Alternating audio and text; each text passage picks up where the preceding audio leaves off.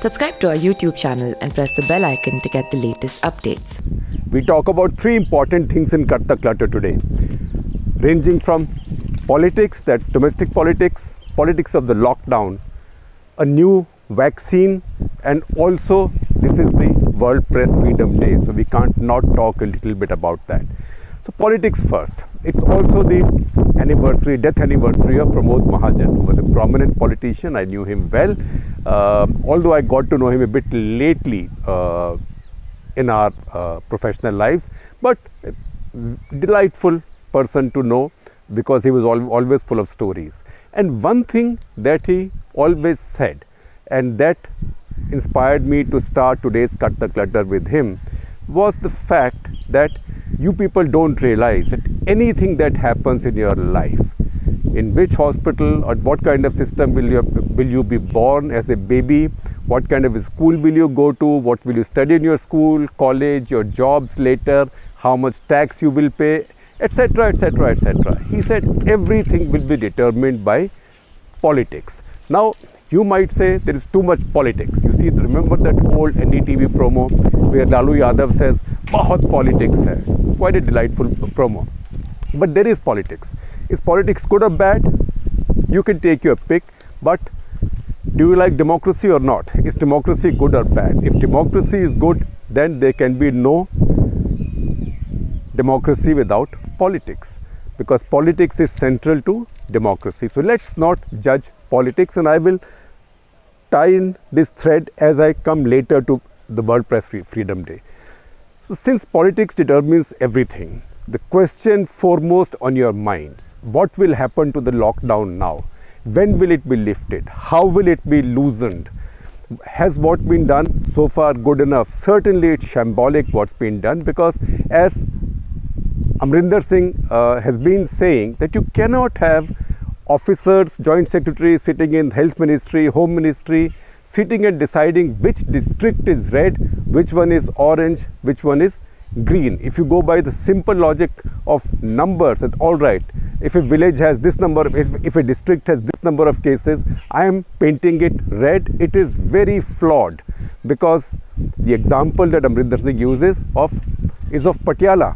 That Patiala district, the city has some cases, but Mansa.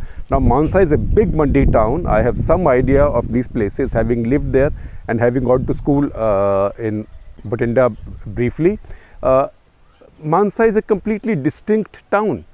Nothing's happening there. It's a big mandi for grain, for cotton, for everything. So why is that also in red zone? So you say that these are the three classifications, these are the criteria, and leave it to the states then to decide, but the center is not doing it. Why? So I would recommend to you an article that my colleague Rama Lakshmi has written today. I'm giving you a link also in the description, where she says that when Narendra Modi imposed nationwide lockdown on March 24, he got praise from everywhere, from me as well. You can go back to my Twitter timeline. I said at that point that this is the perfect time to do it. Couldn't be earlier, couldn't be later. Earlier may have been too early, later may have been left too late. But this has gone on too long the same way. It's as if we don't know any other formula. It's like a small child who goes to school for a couple of days, nursery school, and learns Baba Black Sheep, and then when any guests come to the house, parents say, "Beta, jo nayi poem sikhi thi, wo sunao." The child goes on Baba Black Sheep, Baba Black Sheep. So a child takes some time growing, but even a child grows up. But our system has not grown up dealing with this, and they don't know how to get off this tiger, because the central government got the credit, Narendra Modi got the credit for imposing a lockdown and saving many lives. Sure enough, it is well deserved credit, but that cannot become the end. The end in this story, that's a means to get to the end. The end in this story is to bring economic activity back to normal. We are not getting there, and that is a function of politics, and that decision will be taken on politics. I will not hold forth for too long, but I'll give you a simple equation. You have to think as a politician thinks, because everybody who governs us, who gets elected, is a politician. Dr. Manmohan Singh is a politician, Narendra Modi is a politician, Rajiv Gandhi was a politician, VP Singh was a politician, Donald Trump is a politician. All these are politicians. And as I'm quoting Om Prakash Chautala for the 6th time, but it was such a mantra.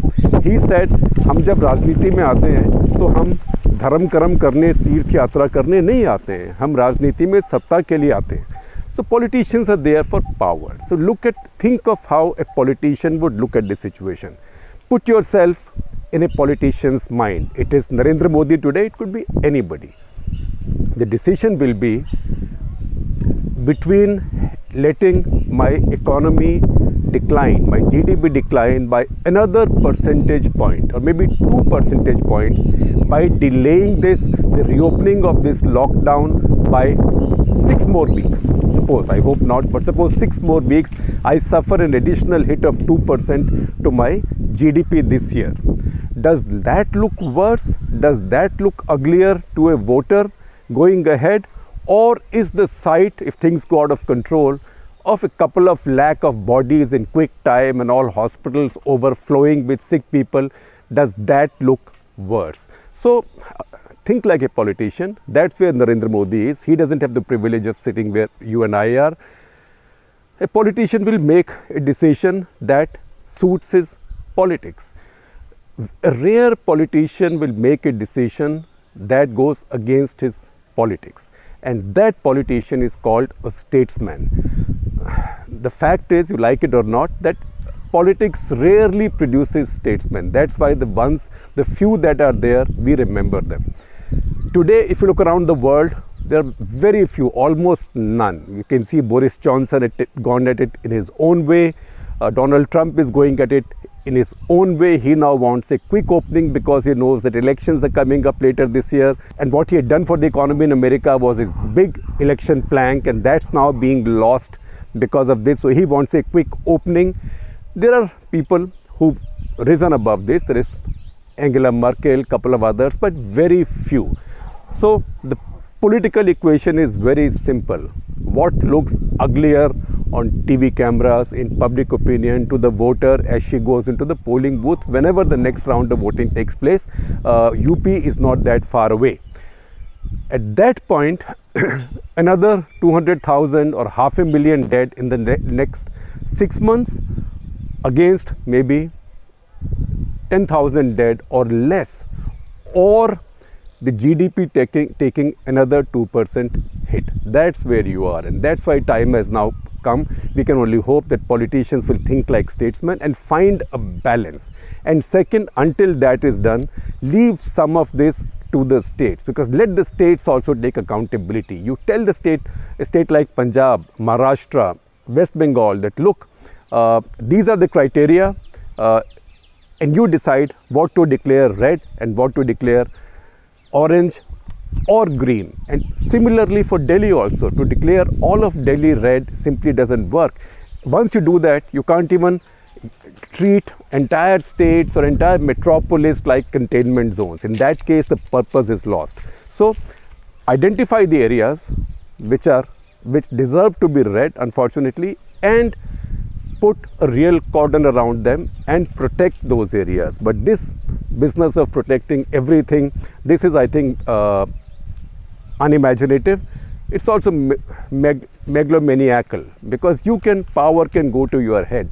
Power can go to any establishment's head. Power can go to the junior most police constable's head, because now with 3,940 notifications and clarifications, in fact, I keep saying don't believe anything this government says unless it's been clarified a couple of times, but 3,940 clarifications and notifications, any police constable, anybody has the right to interpret anything the way he wants to interpret. So this power in the hands of the state is too much.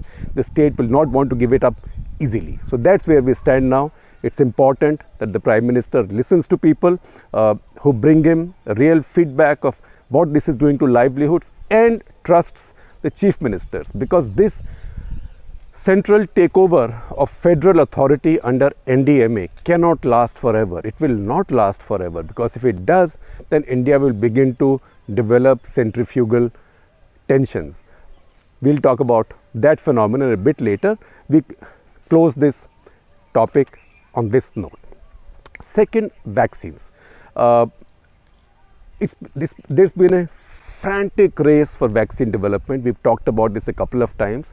So the new development now is that the company called Moderna, the American company that we had spoken about earlier, which is following the route of mRNA or messenger RNA. As we had explained to you earlier in Cut the Clutter, I'll give you a link, you can go back to it.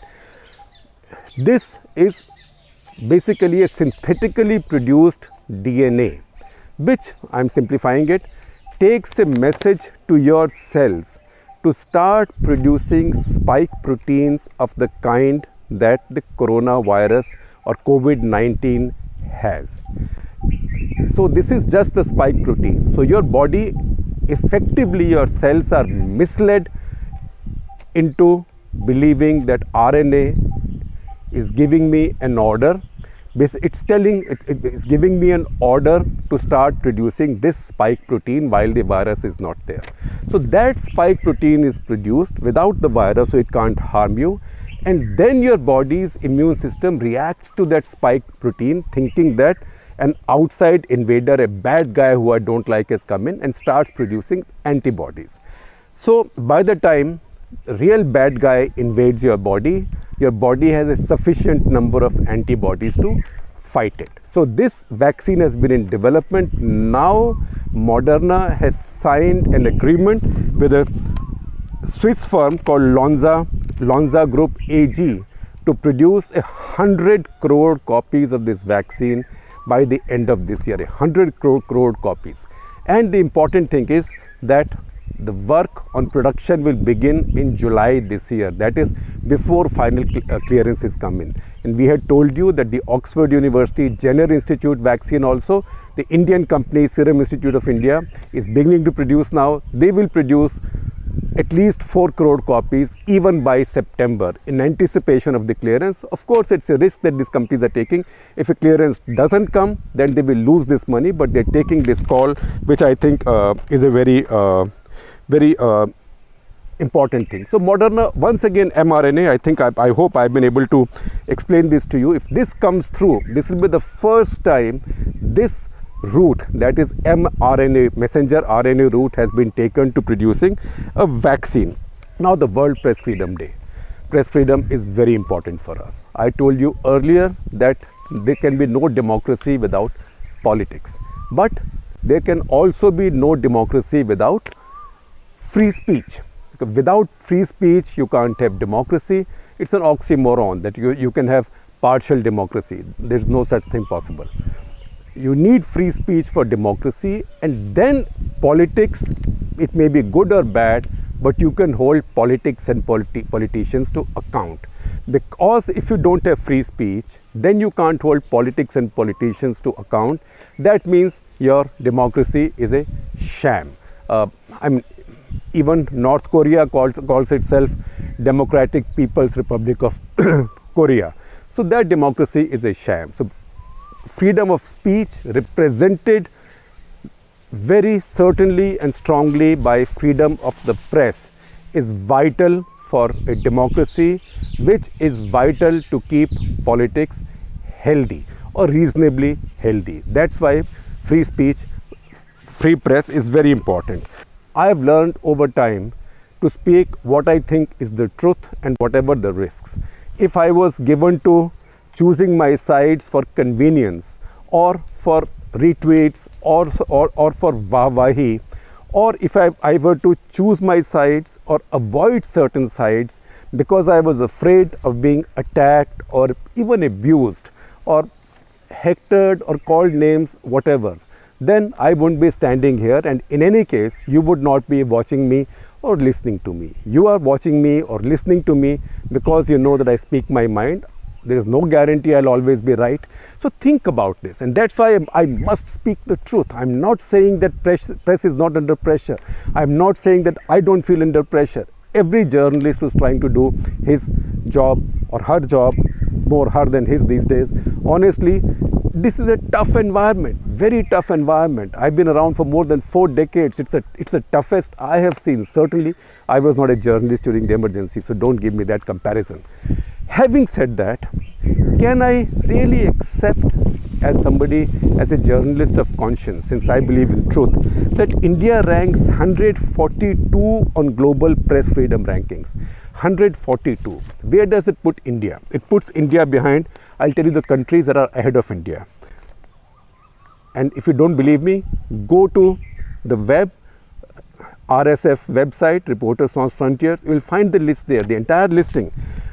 Ahead of India is Myanmar, South Sudan, think, Palestine, maybe, but I don't think so. Central African Republic, UAE media is supposedly freer than media in India. Give me a break.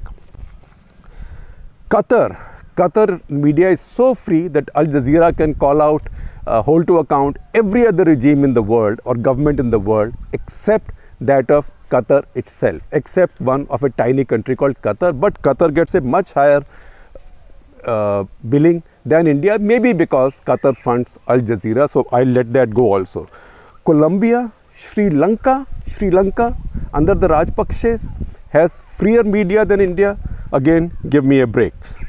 Jordan, check out Jordan.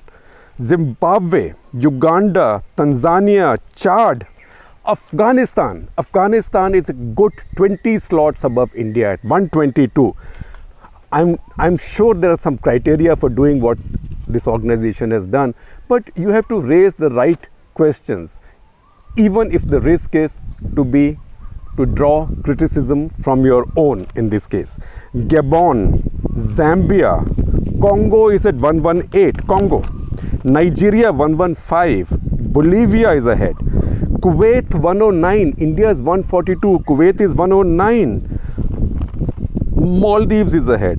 Brazil, Bolsonaro's Brazil.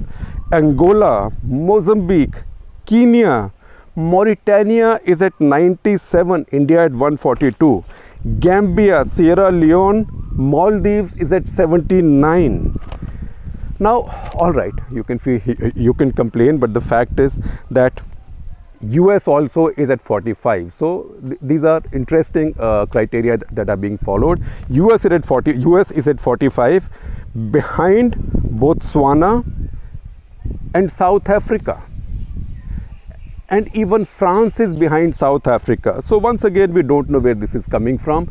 And let's not also wallow in self-pity. There are many problems, but we are dealing with it. The fact is that it takes courage. Journalism does take courage. If life was so hunky-dory, it will not be half as exciting as it is as a journalist. Governments will give you trouble. Some will just abuse you. Some will do more than abuse you. You have to deal with it, as long as at the end of the day you can get the message out. Of course, you should keep complaining. You should keep demanding more freedom, fighting for it, and kicking the establishment in the shins when you are denied that freedom. But to say that you are 20 slots behind Afghanistan, or that you are 45 slots behind Mauritania, or that you are way behind Qatar or Gabon or Nigeria, I think that's overdoing it. So stay with the truth, whether it suits you or not. Something else might be more convenient right now. It might be more convenient for us to say, oh, why 142? They've been very partial to India, very soft on India. It should be 182. But we should not lean on one side or the other for the sake of convenience. Having said that, who is it that preserves press freedoms anywhere and in India as well? It's not people like us. People like us have been there, done that. Press freedoms, look at the situation of lockdown, the biggest story of our lives. I'm not going out covering it.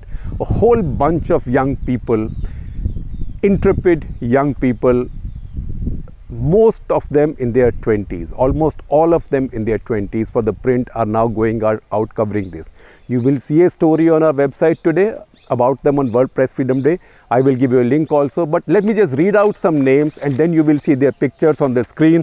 So I have not necessarily in any order, only Simran Sirur and Praveen Jain first of all, because these two actually got tested in Vadodara while traveling through Rajasthan and Gujarat on their way to Maharashtra, tested positive. They are now in quarantine in Vadodara. So Simran Sirur, Praveen Jain, there is Taran Deol, Urjita Bhardwaj. These two went to Punjab, spent quite some time there. There is Angana Chakrabarti and Sonia Agrawal. They went to Madhya Pradesh, again spent a lot of time there, including in Indore, which is a hotspot. There is Neelam Pandey and Suraj Bisht, who are right now traveling through UP. At this moment, they are in Varanasi. There is Shravasti, who is in Delhi, Shravasti Dasgupta, who's been doing wonderful stories. She's just joined us 2 weeks back. There is Revati Krishnan, Manisha Mondal, who does pictures. There is Samyak Pandey, who traveled far and wide into Uttar Pradesh. Fatima Khan, who also traveled in UP. There is Swagata Yadawar. She brought you the first stories out of Bhilwara. She went there along with Manisha Mondal, who I just mentioned. There is Karvi Grewal, Bismita Skin. So these are really the pioneers of press freedom right now. So once again, remember their names. They are the ones who are covering this big story as nobody else has done. On Press Freedom Day, they are the ones who deserve a tribute, not people of my generation.